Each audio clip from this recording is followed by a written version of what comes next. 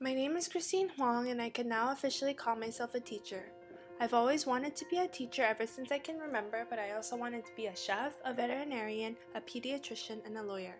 But no, seriously, my dream of becoming a teacher was not just a phase like the other occupations turned out to be.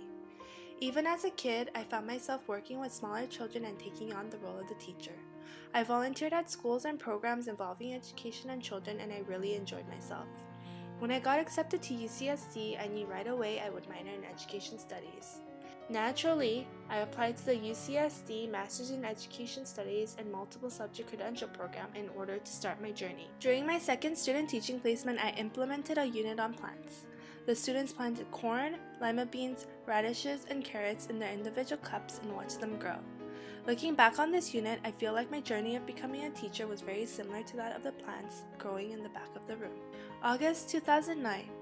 I was excited and ready to begin my classes. There was no doubt in my mind about what I was going to do and how I was going to get there.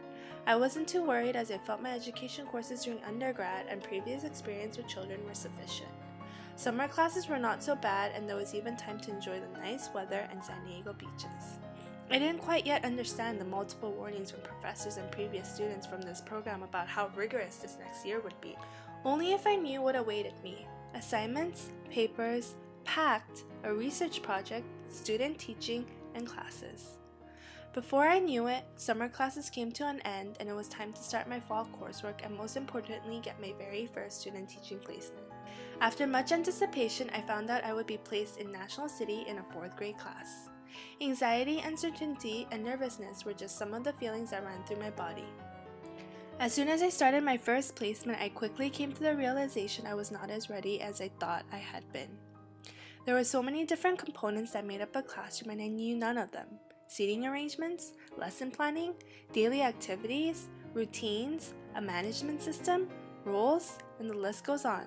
I soon started to realize that I was merely a seed in fertile soil ready to be planted. My previous experience working with kids and completing my minor coursework was only the first step of my journey. I began my placement by observing my cooperating teacher part-time and attending school full-time.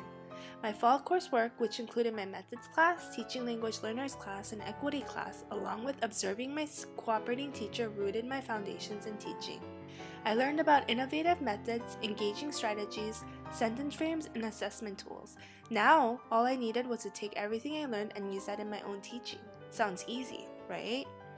Slowly, I started to transition, taking over routines, small group work, and eventually teaching whole class lessons, but it was definitely not as easy as I thought it would be. Trial and error were common as I attempted to improve my practice through the support of my cooperating teacher and supervisor. How could I make the content accessible and engaging in the time frame I was given to each and every student? As I entered full-time student teaching, I started to grow as a teacher. My stems started getting longer and leaves started appearing. I was learning on a minute-to-minute basis through my students and constant reflection. Time management, class management, and content were only some of the difficulties I faced. Soon my time at this placement was already over. I couldn't believe it.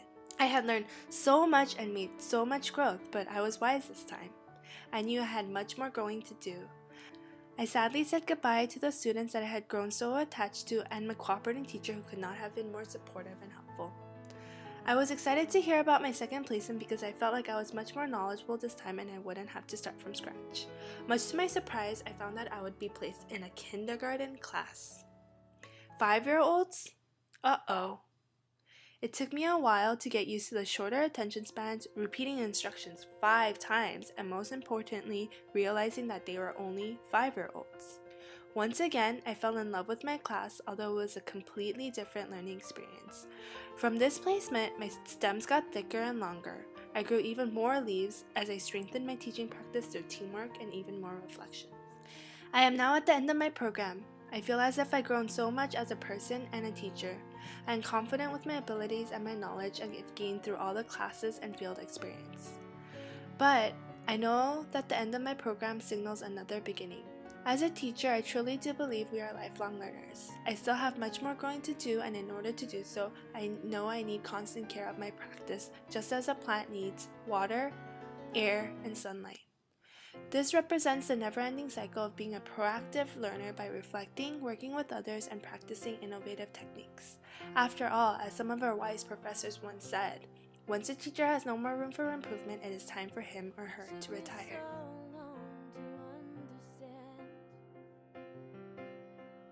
I needed to